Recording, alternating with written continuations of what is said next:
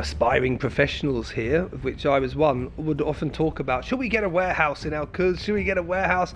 No one did, certainly not in the performing arts. Me and my wife just got together and we said, well, mortgage, or should we risk a warehouse in Alcuz?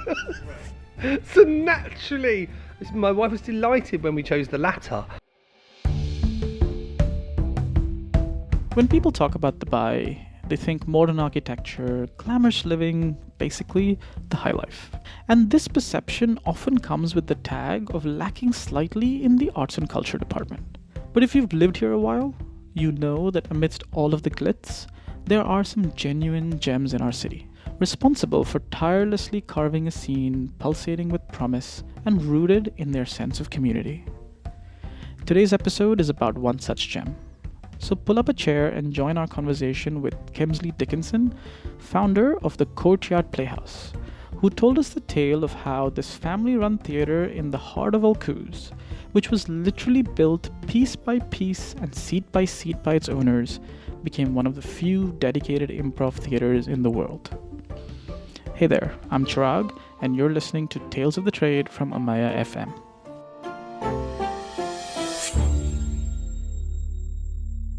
As artistic director of the Courtyard Playhouse, Kemsley is at the helm of this theatre, its performances, and everything they teach. And during our conversation, his love for the theatre is extremely apparent.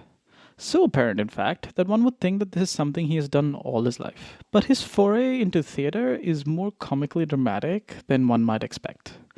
And before moving to the UAE, Sharjah specifically, Kemsley was a teacher in Southeast Essex in the UK, working with some rather difficult kids. That shouldn't be the case, should it? That they're bad kids, but they were bad. I couldn't control them.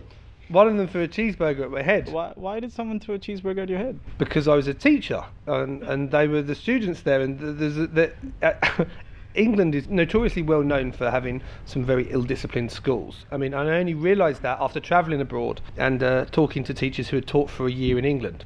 None of them have taught for longer than a year in England. I think all the children with behaviour problems basically got funneled to that school, and then the ones with behavioural problems at that school got funneled to my class, because that traditionally is what happens with a new teacher. So I ended up with basically inmates. There was a boy, and his language was so bad in my class, it was unbelievable, right? So F word every other sentence, and I decided to take it up with his parents, the parents' evening. His mum came upstairs. She had a tattoo on her face. The first thing she said was, can't believe those effing stairs. I can't effing believe that I effing had to come effing up here. Right, what do you want to talk to me about? And I just went, no, he's excellent.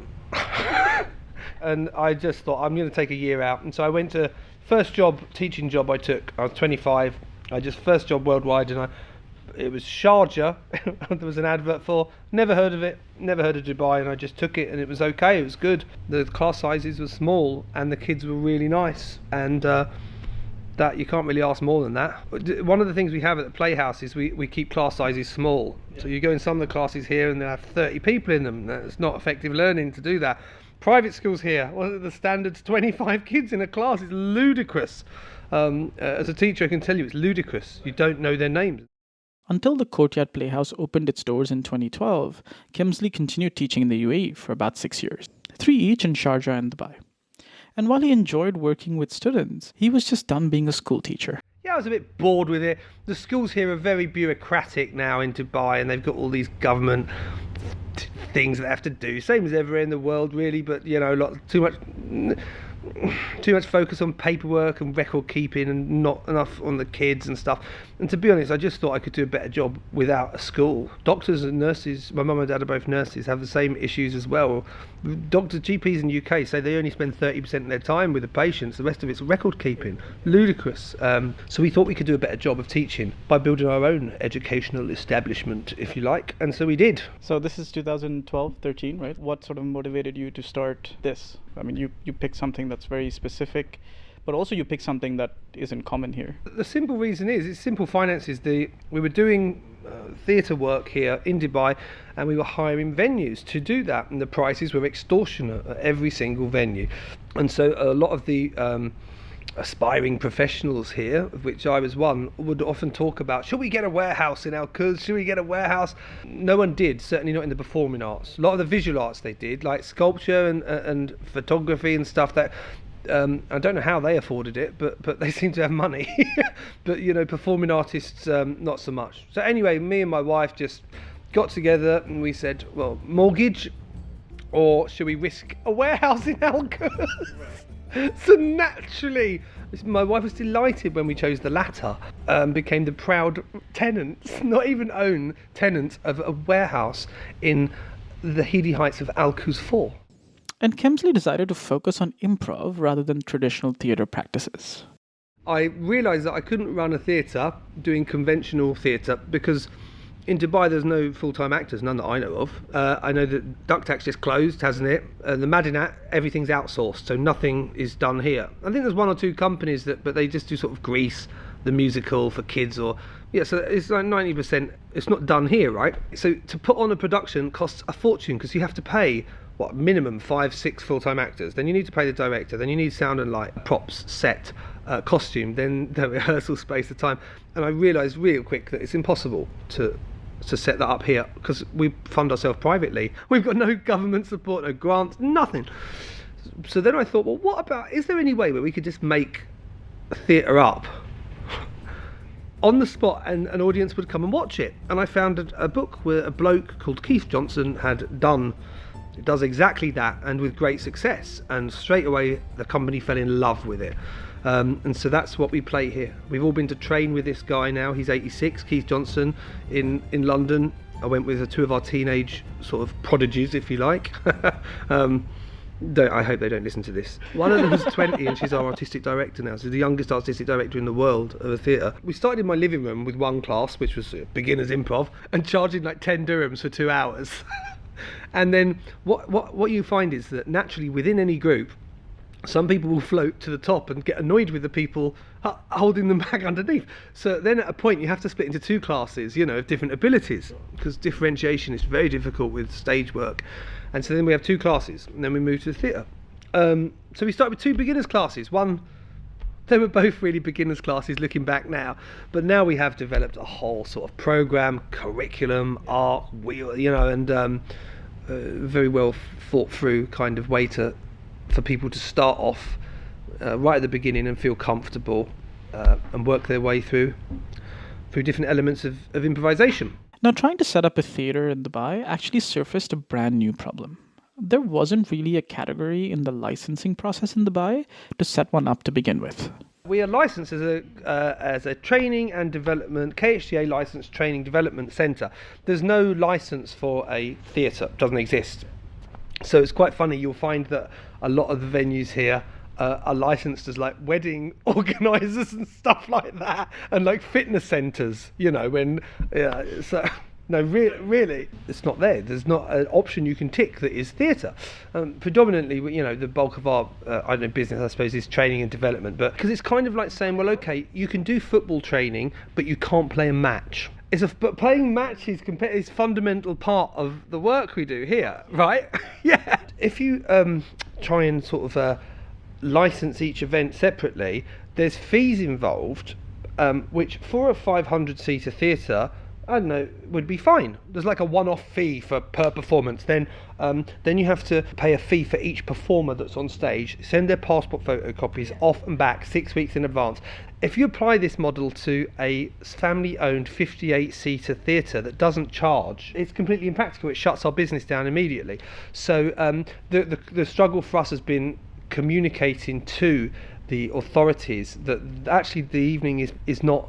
It's not separate a theatre event here. It's part of our corporate training development program. So that's the situation. So we got fined a few times, and we went there. We've explained, and it really is a headache. But we've actually all those fines have been rescinded, haven't they? Every single one. As we've been in, explain, and we develop relationships. There's a million people here. There's not.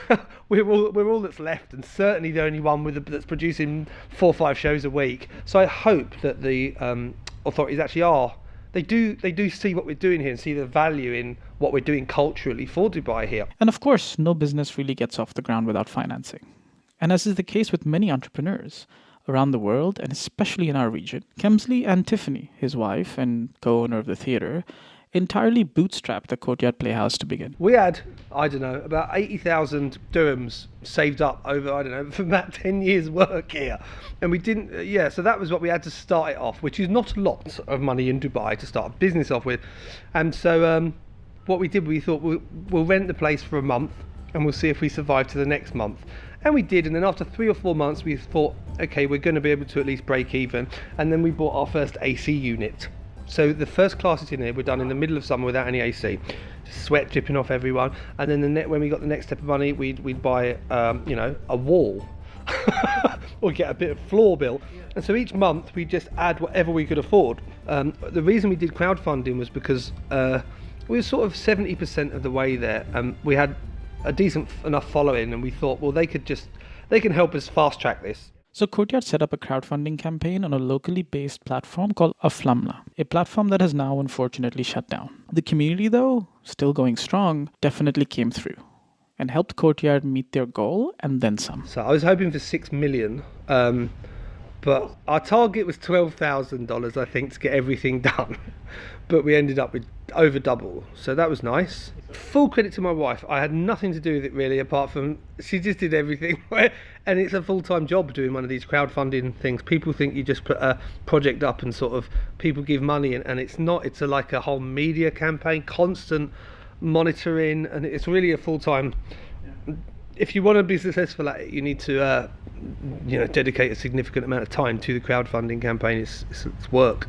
So the crowdfunding helped us finish the toilets and just this backstage area upstairs, and bought a few of the lighting fixtures. So you started out by saying that you were doing things month to month initially, and you said that the reason you went from that to looking at a crowdfunding option was because you started to feel like you were getting support in the community. Talk to me a little bit about that. What did you guys do to get the word out? Classes and Facebook, and that's it. And I'd like to think the quality of the classes impacted upon that, because if you take a workshop anywhere else or most other places in the world, there's no actual way to apply what you've learned. So everyone sort of looks at each other after a course and dubiously talks about it like an egg and says, well, that was nice, that was fun. But how do you apply an acting course if you take an acting course in London or Chicago? Whereas here, because there was the chance to improvise in front of full audiences right off the bat, people could take a series of workshops here and then test out what they'd learned on stage in front of an audience. And people get a bug for that. They get addicted to it. Especially when they fail, they want to go back next week and improve. So I think that a following developed for sort of, 1, because of the quality of the classes, 2, because there's performance opportunities here as well as workshops, and 3, because of my good looks and charisma. Now, I wish I could say that he was exaggerating here, but Kemsley is exactly as fun as he sounds. A lot of dry humor and just passionate about what they've built. And what they've built stands out not just in Dubai, but worldwide. There's only a limited number of theatres like this in the world that are this prolific, that focus on improvisation. So every time we have people from London here, they come in and they just go, whoa. One of these doesn't exist in London. There's a few in America, there's one in Norway, and there's little ones around, but nothing like this. A theatre where you can come in, see 4 or 5 shows a week, walk in, and they're all improvised, and take workshops and be on stage, in a matter of months if you've got the willingness. And it's quite unique. It's difficult to find improv theatres. They don't proliferate really. Or I think what you do see is sometimes it's like you have established theatres of other kinds, and then they kind of also do a little bit, as opposed to something dedicated. Yeah, this is dedicated improv theatre. We have a tiny bit of acting.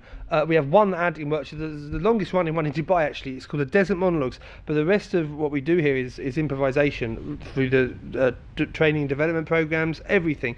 And it's extremely rare. I can't believe it worked. I walked in the first morning. We spoke to Dawn Metcalfe, who attended her first ever improv class at the Courtyard Playhouse a couple of months ago. 2 things happened. The first thing I saw was a group of pussycats, and the second thing was an enormous stuffed gorilla. And I thought, this is not my usual Saturday. The Courtyard Playhouse started with a clear mandate of building a community space where people could both learn and perform. And building that in a city that has a very nascent art scene requires going just beyond the physical location, having a longer-term view of growing the community through a series of programs and initiatives for the younger generation in addition to the adults. We've never been interested in being a big business. That was never our mandate. It was very clear. There was not a home for theatre practitioners or improvisers here. There was nowhere for them to perform, nowhere they could afford. So we just wanted to provide a home for the amateur groups and for ourselves to put on work that everyone could afford. So that's what this place was about. So it was never about big business. But amazingly, I mean, it did take off. It's taken off quite well. We have a big corporate training and development program. We've worked with most of the major companies here, and they keep coming back to us as well. And we have a youth development program that isn't offered anywhere else in the Emirates. Because I was a school teacher, and I used to phone up the theatres and say, hey, I've got this kid and she wants to do work experience at the theatre. She wants to work in lights and sound. No, sorry, haven't got anything. So we do that. We have a whole programme of internships and work experience. So kids come here, they learn the lights. We got a youth group, free. We don't charge for it. Free sort of drop in for them. They come once a week and they're all friends and they learn, all the aspects about running the theatre, and they help with our shows. And we've got a workshop programme, and we've got what else have we got? And we've got shows. Shows is a great part of our rollout. So 4 sort of strands: sort of corporate, workshops, shows, and kids and schools. Which is important for the growth of the arts itself, right? It's absolute. And it's not. I'm not doing a Pepsi ad, like the children are our future. But I realised after 2 or 3 years that here we are never going to be the same standard as the performers in around the world, because the general demographic of Dubai, the walk-ins that we get, a lot of them haven't done drama at school or anything like that. And so the only way we're really going to be able to raise ourselves to an international standard of improvisation, which is what we aspire to be that good, that countries who have festivals say, hey, let's get that Dubai theatre in, is to plough our attention and focus to teenagers. And that's what we do. So I'm hoping that we will reap the benefits of this in 5 to 10 years, and the teenagers here who have spent this time with us will return, because Dubai's not a bad place to be a 20-something, yeah, and will return to where they went to school, and they'll come and be regulars here at the theatre. From a purely selfish point of view, I really hope it continues, because the business thrives upon that, doesn't it, retaining people, both as employees and audience members here. Stay with us. When we come back, how Courtyard's programs continue to evolve, and what it's really like working with families. Worried about the clutter in your physical space around you, your digital life, and even staying organised in your mind? I'm Shalina Jakia, and each week we bring you a short and sweet episode on how to organise and declutter all aspects of your life. Just look for Declutter Me in your favourite podcast player or visit declutterme.com/podcast. Brought to you by Amaya FM. Welcome back. You've been listening to Tales of the Trade and the story of Courtyard Playhouse. This episode was produced by Gaya, and original music for this show was composed by Reiner Erlings. When you walk into the Courtyard Playhouse, you almost feel like you've been transported out of Dubai, off the beaten track somewhere, in the alleyways of Brooklyn maybe. Signs about the importance of team building and core values line up the entrance, along with 70s themed posters, and a bulb arrangement, as you climb the stairs, that spells out the word theatre. There's something about this space that tells you that it was created with a lot of love and attention. And it feels like a family theatre.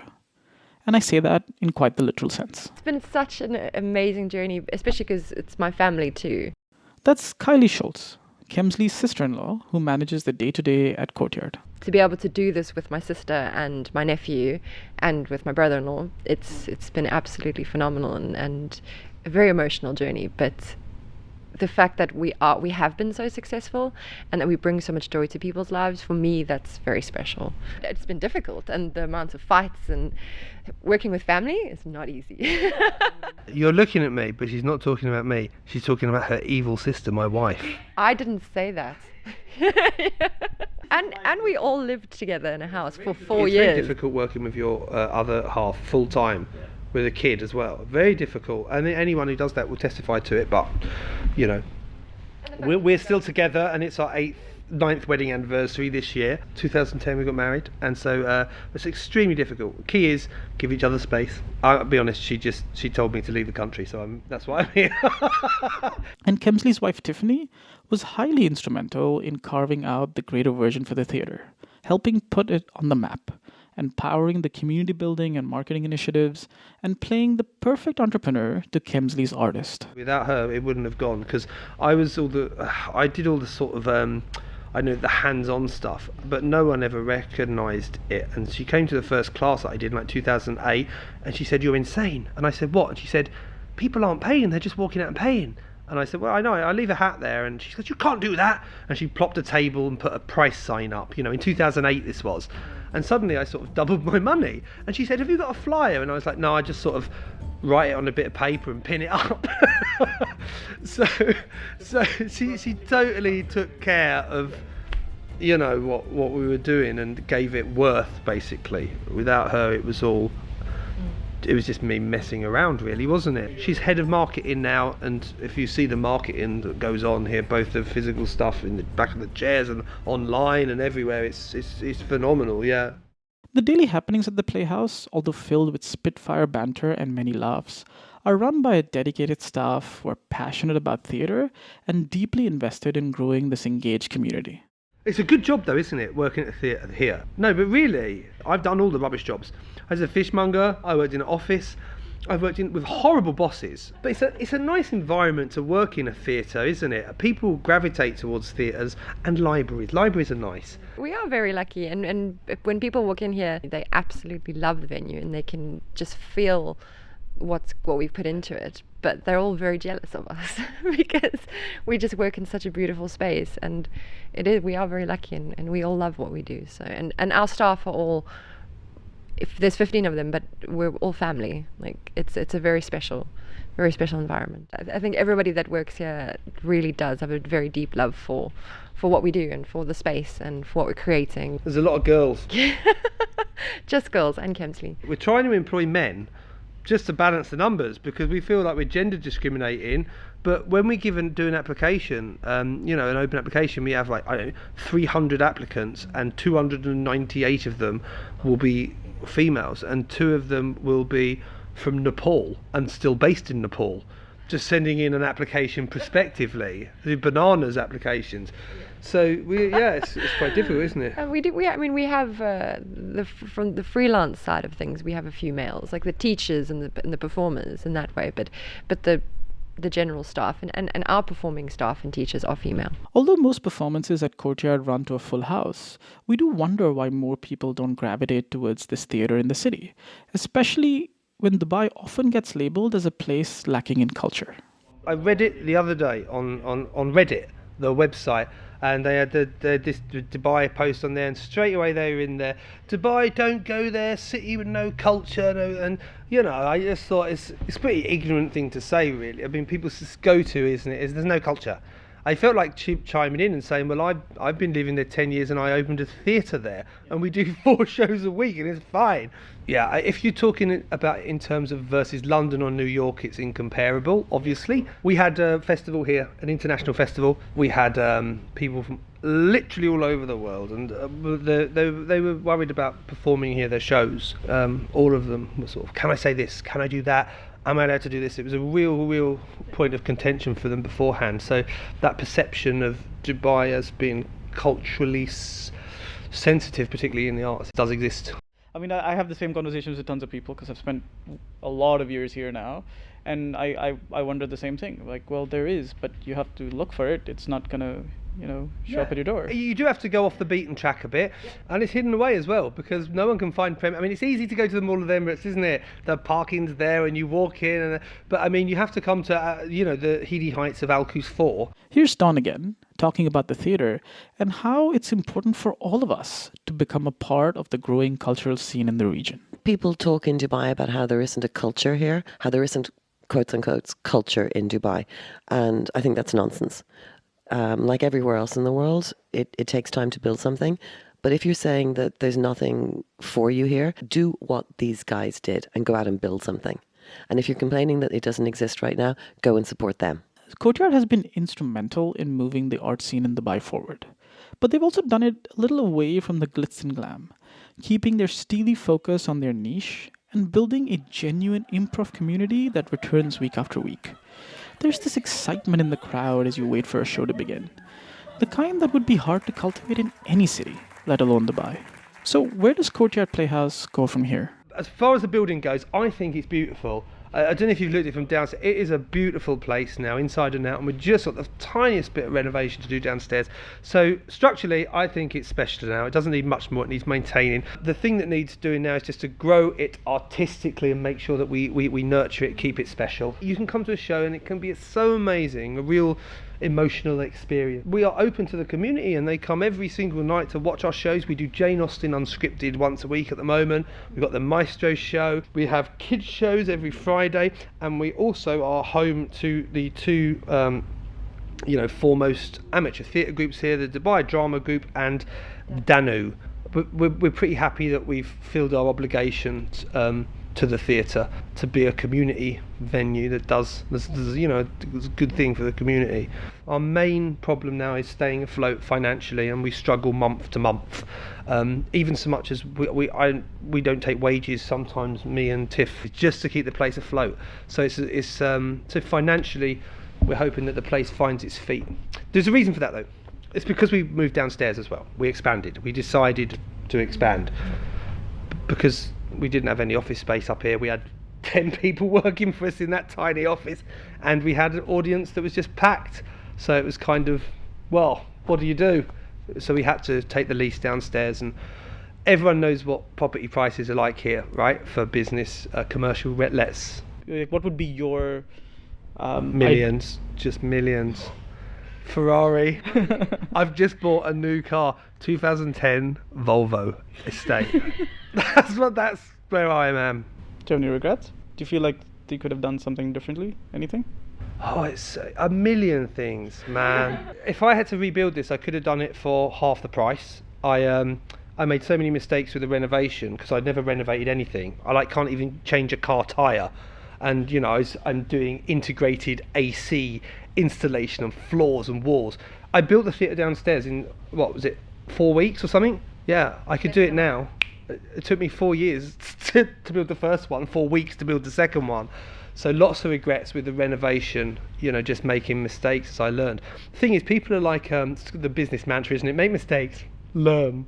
It's cool to make mistakes, learn, but not when it costs you thousands of dirhams each mistake. So yeah, I regret that. I don't know, really. It's hard to regret. It's been such an emotional journey. I mean, you see on the wall the picture of my wife, my baby. We didn't find out, my wife was pregnant until we'd already signed the lease on this place. So if you can imagine, I'm sort of smashing floorboards in, and we haven't got any money, and Tiff's in labour at the hospital. It was sort of a couple of years of hell, really. But so it's hard to regret something that's so ingrained into your, those important moments in your life. Quite literally a result of blood, sweat and tears, the Courtyard Playhouse is one of those stories that stands testament to the fact that the brightest ideas are the ones that bring people together, that help us connect in real ways. And when things start to move in ways you can't entirely predict, just improv. You've been listening to Tales of the Trade from Amaya FM. And if you've enjoyed this episode, tell your friends about it and go visit the theatre. You can also leave us a review in Apple Podcasts and Podchaser. You can follow us in any podcast player of your choice. More information and our show notes are available on this episode's webpage. That's talesofthe.trade/Courtyard Playhouse. So many tales to be told, so many stories to be shared. Pull up a chair and join the conversation.